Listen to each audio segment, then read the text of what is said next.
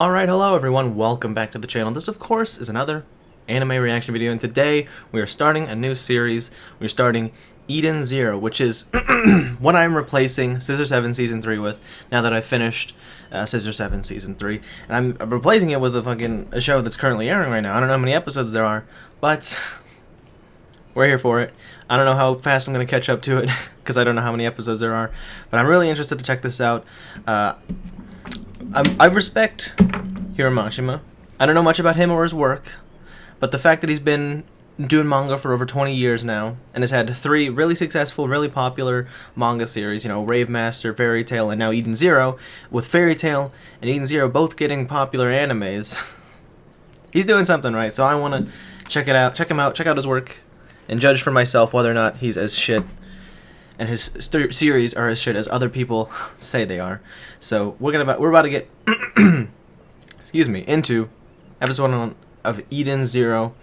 Before we get started though, I should mention that I've already reacted to the opening in a separate video like a few weeks ago. I reacted to the opening by itself and did a whole analysis. So this is not going to be the first time I react to the opening of this series, at least the first opening.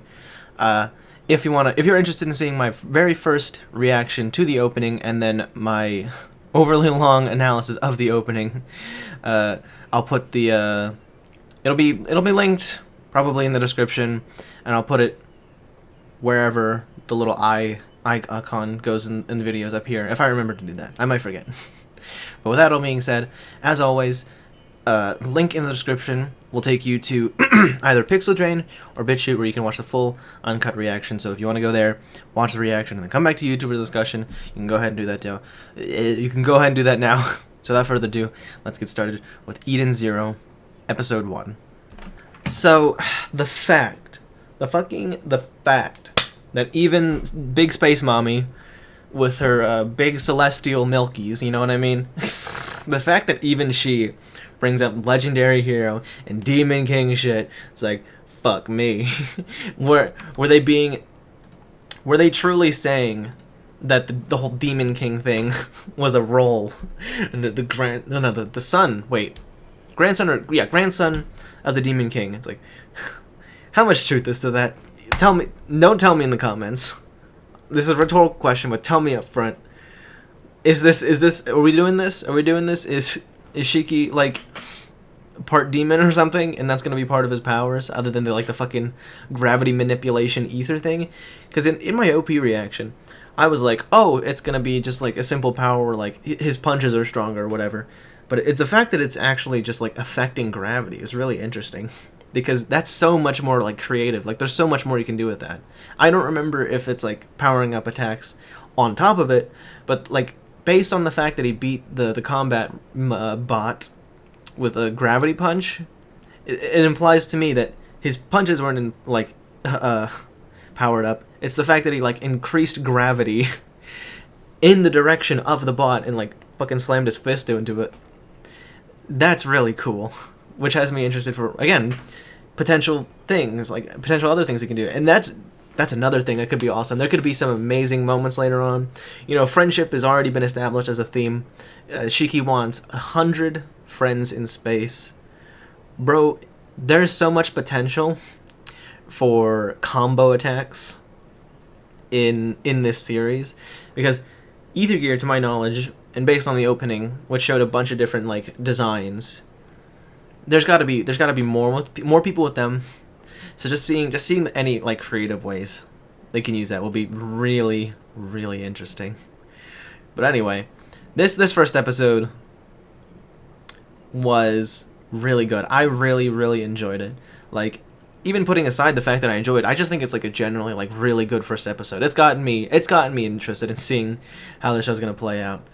If not for seeing the creative ways that Shiki's power is used, if not for just seeing the different creative like worlds and planets they use, if not for seeing the potential like conflict between two huge groups, big space war or whatever, that I thought I was like predicting might happen based on the opening with the 2 sets of ships and whatever. God damn, Rebecca thick as fuck. Not gonna say best girl yet. I can't say that yet. Literally, she's the only one we've seen so far. Literally, these two are the only humans in the show we've seen so far. But I can say... Wait a minute.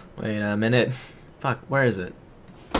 I thought I saw something I didn't want to see. Oh no! Oh no! Fuck. Alright, 0 to 10, I'm dropping this show. Just kidding, I wouldn't do that so early. Over something like that. But anyway, I wouldn't say... And this isn't a complaint. Just gonna make this clear now. This isn't a complaint.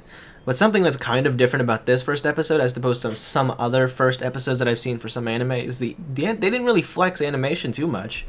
Like, you know, the fight with the combat robot was... It looked nice, I liked it, but it wasn't really... It didn't feel like the first episode quality that I've seen in other shows before, especially the gravity punch. Like, I get they were just going for impact, but it's not like... It's just... It's not what I would expect for, like, you know, first episode, like, check out this cool animation, now keep watching the rest of the show. That first episodes usually do. And again, that's not a negative. I'm still gonna watch the show. I'm not that shallow that animation's the only thing I care about when I watch anime. You know? But it's just something that I figured was interesting to mention. I don't recall any of the soundtrack, so maybe that's just because we haven't gotten any huge, like, really good soundtracks before. I've heard the main theme for Fairy Tail, and that was pretty good. Because I've heard it, like, in memes or whatever. But so far, nothing like that. And I'm really interested to see where this goes next. I wonder, and without spoiling, you can answer this question in the comments if you feel so inclined. But will Shiki ever go back to this home planet?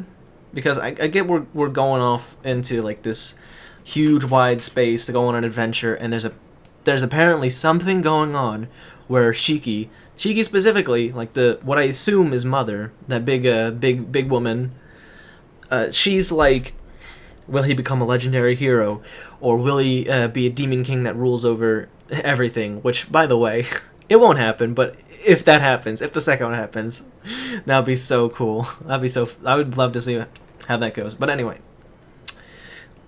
the fact that Mother said that, the Mother, who I assume is the Mother, correct me if I'm wrong, but, and the robots on the fucking island, makes me think that maybe that won't happen, because it makes me think, is this going to be more like a traditional fantasy series with a, you know, legendary hero and demon king, but in space? And if so, what are they going to do other than just putting it in space to, you know, make it unique? Because I know I want to be fair here. So far, even if it is got like a generic plot, I gotta say, the art style I really like. And I can't say I love the character design yet, because we've only seen two characters that will definitely, for sure, be throughout this entire season. But I do really like the art style. I like how... I don't know how to describe it. I'm not an art student, so I'm not good at that sort of thing. But I really like how it looks. And for the most part, like, the animation throughout is pretty good. You know? I wouldn't say it's the best. Of course, it's not the best. But I think it does the job really well.